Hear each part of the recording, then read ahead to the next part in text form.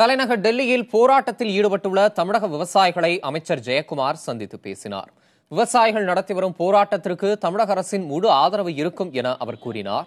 மத்திய அரசு காலம் தாழ்த்தாமல் விவசாயிகளின் கோரிக்கைகளை நிறைவேற்ற வேண்டும் என அவர் வலியுறுத்தினார். பயிர் காப்பீட்டை பொறுத்தவரையில் தமிழக அரசின் பங்கு செலுத்தப்பட்டு விட்டதாக அமைச்சர் ஜெயக்குமார் விளக்கம் அளித்தார்.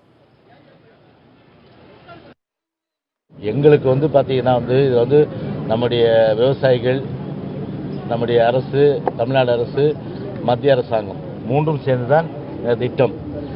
எனவே விவசாயிகள் எந்த அளவுக்கு இதில் அந்த பயிர் காப்பீடு திட்டத்தில் வருகின்றார்களோ அதற்குரிய அந்த மானியத்தை நாங்கள் செலுத்திவிட்டோம்.